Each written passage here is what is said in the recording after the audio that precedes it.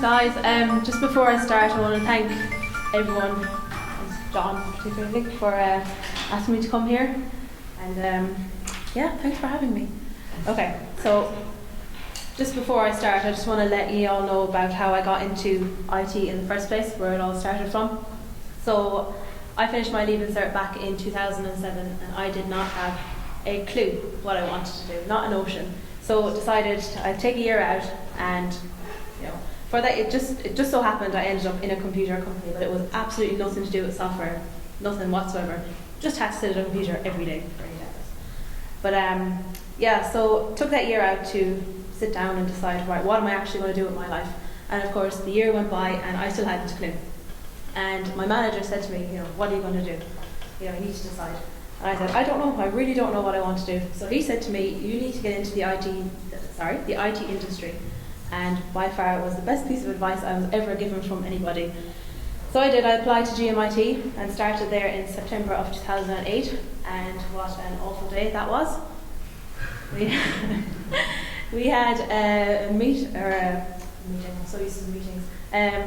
We had a talk in the morning from Gabriel Hicks, and he started speaking all these words, C and C++, and all these words that I had never, ever, ever heard of before, and all this work that had to be put in if you want to succeed and all this. And I went home and rang my parents and said, I'm not doing it. I can't do it. I don't know what they're talking about. I'm not interested. And I got absolutely zero sympathy. Basically told to get over it and get on with it. You're there, at least give it a chance. So I did, and won't lie to you guys, it was tough, it was difficult. It was mid-third year before anything started making any sense to me. So any of you out there who are struggling at the minute thinking, what? You're not alone. It was mid-third year before things started coming together, and then basically because Damien Costello said, go do a project, off you go and do it. So, we were able to go off and figure things out ourselves. It wasn't a set anything, just go do it. So finished off third year with my 2-1 ordinary degree, so happy out with that. And then along came fourth year, and my God, did the fun start then. Any of you who has had a John Healy project knows what I'm talking about. Yeah, I'm not going to stand here and say it was easy, because it was far from it. It was a difficult year. It was very difficult. Lots of late nights, early mornings, and countless amounts of projects, or what it seemed. A few tears here and there. But yeah, guys, I have to be 100% honest with you here. It is a difficult course, but it is so worth it in the end. I walked straight into a job in September in OpenJaw. Straight in the door. I had my interview on a Tuesday, and I was offered the job the following Thursday. And that was in August, and I started then 11th September. I'm there 7.5 months now, and the time has flown. So yeah, it's not even just whatever, obviously fantastic that you're going to get a job pretty much at the end of it.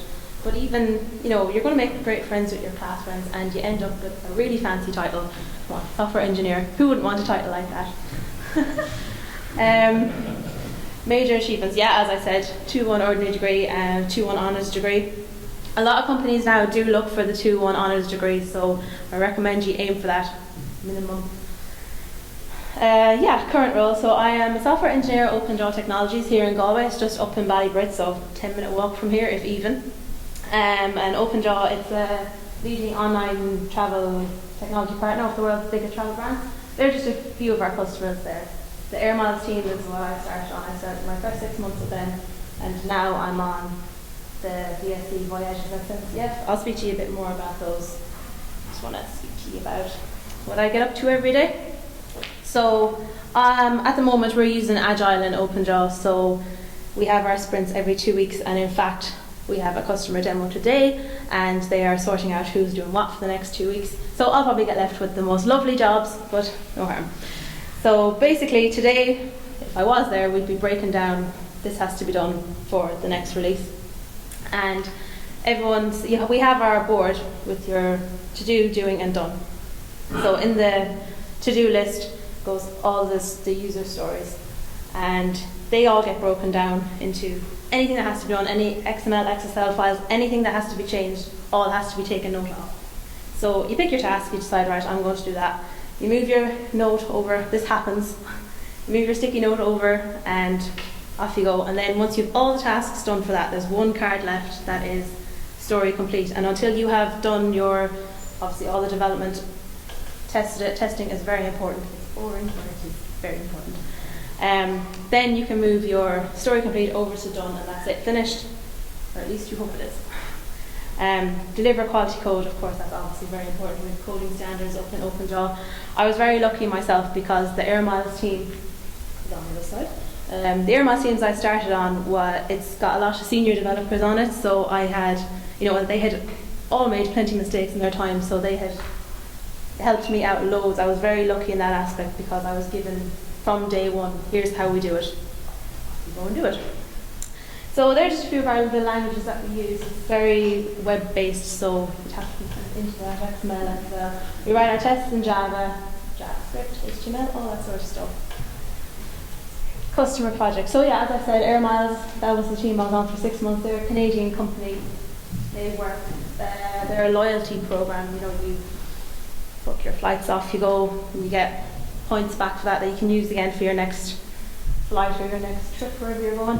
VSE is the team I'm on now. I started on that just at the end of last month.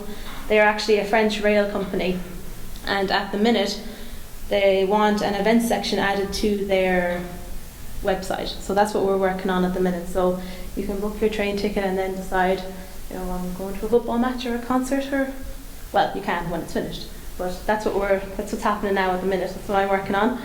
So it's going well. And then what they plan to do is, at the minute it's just events we're doing, but in the future they want to have train and events, but that's in the future, we'll see what happens. How to succeed in this industry. Now, I won't lie, I found this slide really hard to fill out. I said it to a few of the seniors there. I said, I'm only here for a couple of months. How do I answer that question? And I said to them, I come into work and someone says to me, go do that, so I go do it. I do what I'm told.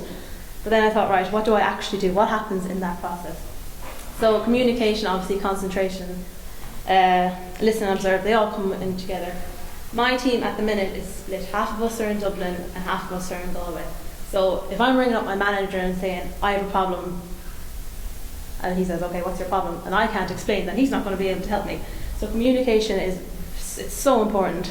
And listening, obviously, if you're just kind of in a daze when he's there saying, right, this is what you need to do, and you're like, sorry, what?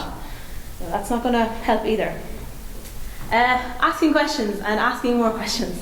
It's so important. When I first started there, I hated asking questions. I didn't like it at all. I thought, no, I'm going to sit here and figure this out myself. And you could be sitting there for a whole day and still have absolutely nothing done at the end of it. So it's so important. And they gave me a big speech about asking questions and how important it is, and it was probably a mistake on their behalf because now I probably asked too many. Constantly pestering them. My mentor sits right beside me, and I mean, here's the wall away, and it's constantly, what's this, what do I do?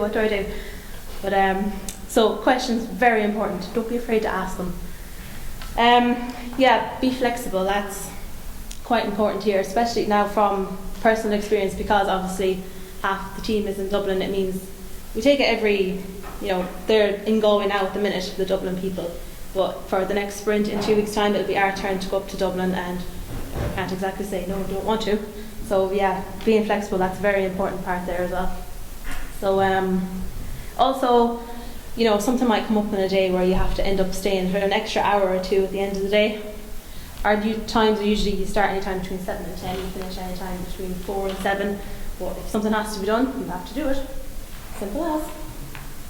And that's pretty much it, guys. So if you have any questions, if any of you have CVs or anything, I'm outside, so bring them to me and I will hand them in to you first thing tomorrow, I promise. But thank you very much, otherwise.